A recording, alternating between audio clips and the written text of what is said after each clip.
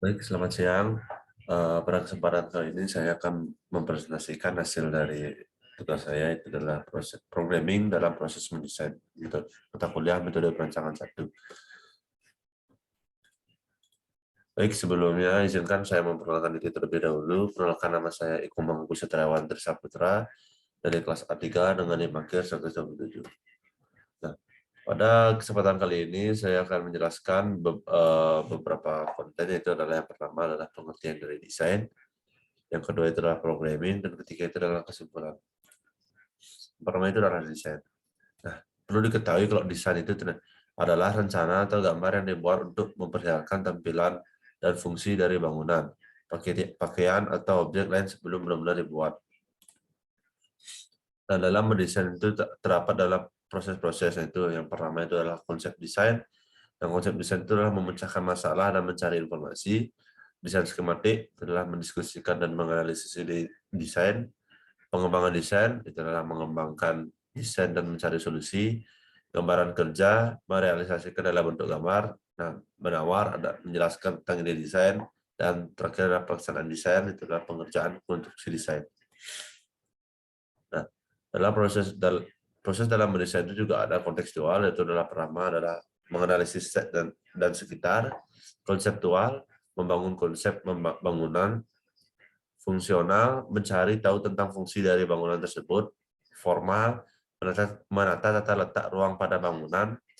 Komputasional dan material, dalam mencari material dan penempatan utilitasnya. Dan yang terakhir adalah kolaboratif, itu adalah menggabungkan dari kelima proses tersebut. Kita lanjut ke programming. Nah, programming perlu diketahui itu adalah proses mengidentifikasi dan mendefinisikan kebutuhan-kebutuhan desain dari sebuah fasilitas dan mengkomunikasikan persyaratan klien kepada rencana, menurut Palmer 1981. Nah, programming itu dibagi menjadi 3, yaitu adalah program site, yaitu artinya menentukan ketepatan perletakan bangunan pada site sehingga tersedia cukup ruang untuk hal penunjang. Programming fungsi, program fungsi merupakan kegiatan mengidentifikasi dan menginventarisasikan pelaku kegiatan beserta jenis kegiatan. Programming ruang, itu adalah program yang merupakan program yang berkaitan dengan aspek isi berupa informasi spesifikasi tentang ruang sebagai tempat pelaku menyelenggarakan kegiatan. Bisa dilihat seperti contoh di gambar di samping. Yang di atas itu contoh program site, yang dimana site itu dipilih sekitar pada pelabuhan itu dipilih site dengan sekitar yang lautan. Oke, lanjut ke program site. Dalam program site itu yang pertama dicari itu adalah perhitungan kebutuhan site. Nah, seperti yang bisa dilihat pada gambar samping. Dan luas bangunan itu memiliki luas bangunan 45 meter persegi. Nah, ada KDP-nya itu adalah biasanya 50% dari bangunan. Nah, jadi rumusnya itu adalah luas bangunan itu sama bagi luas site sama dengan KDP-nya. Nah, jadi diketemukan luas site itu adalah 90, luas site yang diperlukan itu adalah 90 meter persegi. Nah, hal yang perlu dicari lagi dalam program site itu adalah kondisi existing dan analisis site.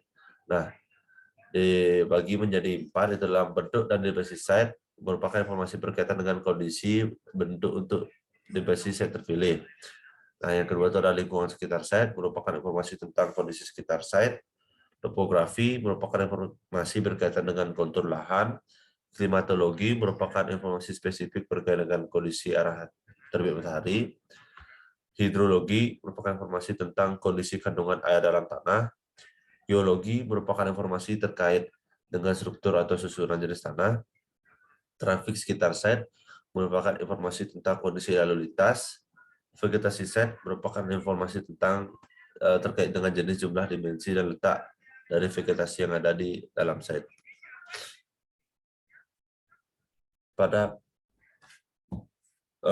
programming ruang, itu dibagi menjadi 4 yang perlu dianalisis, itu adalah kebutuhan dan jenis ruang, hubungan ruang, kelompok ruang, dan sifat ruang.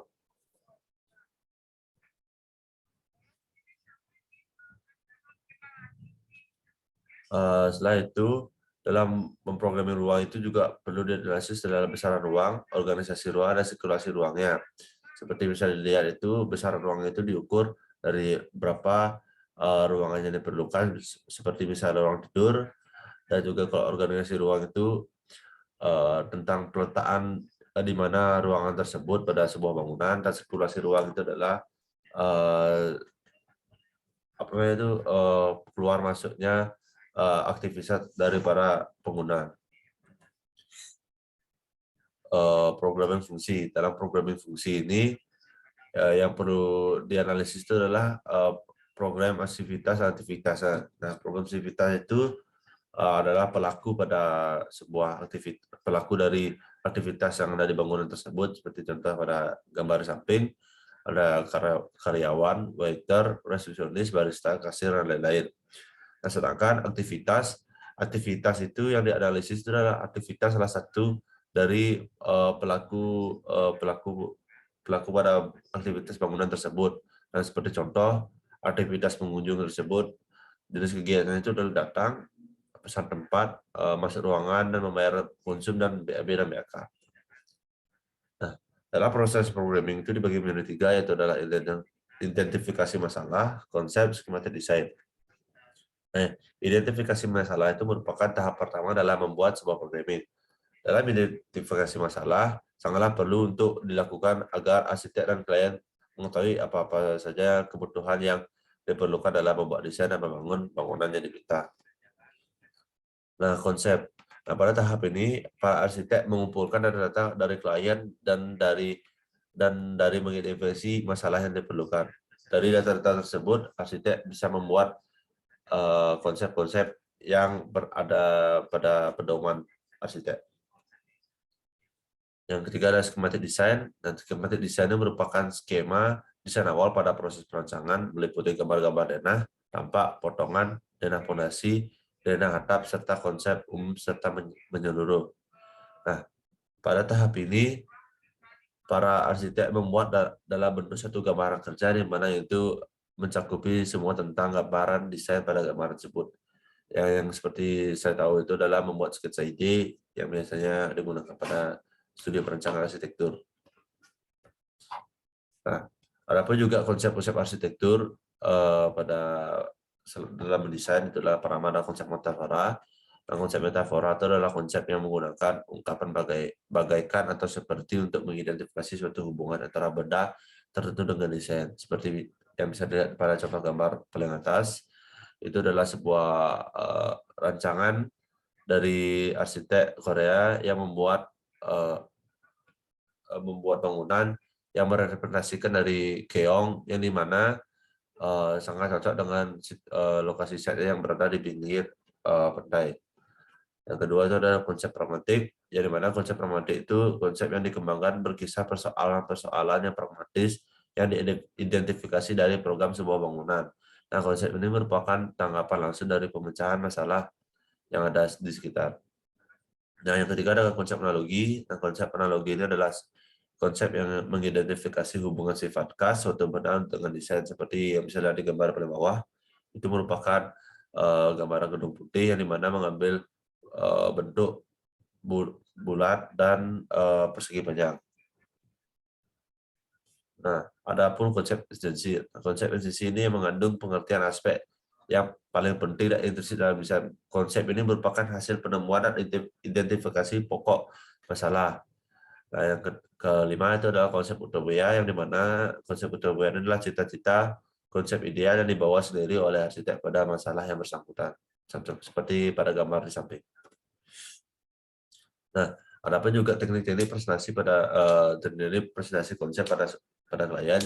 Yang pertama itu adalah bisa melakukan dengan presentasi dengan diagram desain, bisa melakukan juga dengan presentasi dengan maket yang bisa dibuat dalam bentuk miniatur.